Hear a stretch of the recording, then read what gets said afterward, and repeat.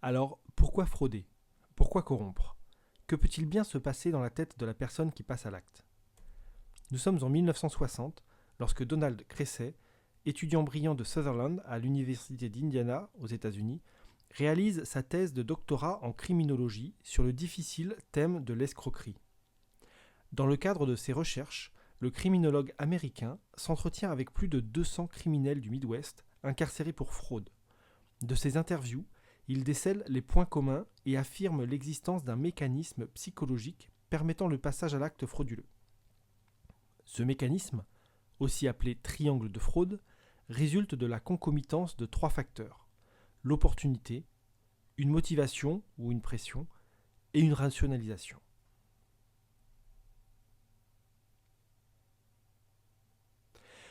Voici une représentation de ce triangle de la fraude. Il y a tout d'abord le besoin, la pression. Il s'agit souvent d'une pression financière, une addiction au jeu, des dettes à éponger ou des grosses factures à régler, des soins médicaux significatifs, un train de vie élevé en total décalage avec le salaire perçu par exemple. Mais la pression subie ne vient pas forcément de l'extérieur. L'employé peut subir une forte pression du simple fait d'objectifs surréalistes attendus par le management de l'entreprise, par exemple. Une forte pression sur les objectifs, une interdiction de remonter des mauvaises nouvelles, des indicateurs de performance imposés et non discutables. Vient ensuite l'opportunité. La fraude, rendue possible à cause des failles éventuelles du contrôle interne, une absence de contrôle ou un contrôle mal effectué, voire un contournement facile du contrôle ou des droits d'accès étendus. Cette faiblesse du contrôle interne rend possible la fraude. Le fraudeur considère que le risque d'être pris est faible. Il peut occuper, par exemple, un poste avec un niveau hiérarchique qui limite les questions qui lui sont posées. Enfin vient la rationalisation. C'est le processus qui va rendre l'acte frauduleux acceptable par la personne qui l'a commis.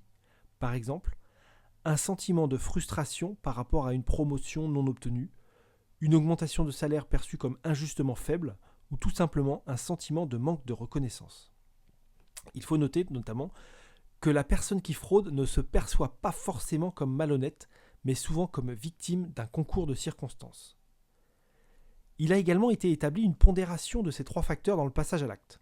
Ainsi, le facteur besoin-pression impacte à 68% le fait de passer à l'acte. Suit l'opportunité, qui s'ouvre, pour 18%, et enfin la rationalisation en fin de process, donc pour 14%.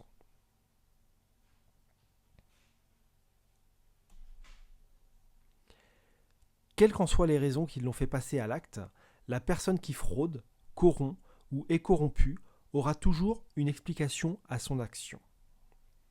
On a toujours fait comme ça. Si on ne le fait pas, on perd le marché. C'est la coutume du pays, ce n'est donc pas vraiment de la corruption. Tous nos concurrents le font. Ce n'est pas nous, c'est notre agent. On ne savait pas que c'était de la corruption. Mon boss me l'a demandé. Toutes ces phrases sont des excuses extrêmement fréquentes que l'on rencontre lors de cas de corruption. Elles doivent vous alerter. Pour aller plus loin, je vous invite à visionner la vidéo de l'émission Les Décodeurs de l'écho du jeudi 9 novembre 2017, présentée par Fabrice Lundy sur BFM Business, où il est question de la possibilité ou non d'éradiquer une fois pour toutes la corruption. C'est la bataille du président chinois Xi Jinping et le nouveau combat du prince héritier d'Arabie Saoudite, Mohammed Ben Salman, la lutte contre la corruption. Ce fléau mondial ronge nos économies, nos entreprises et les populations les plus faibles.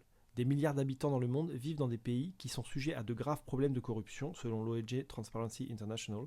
Alors pourra-t-on un jour éradiquer la corruption ?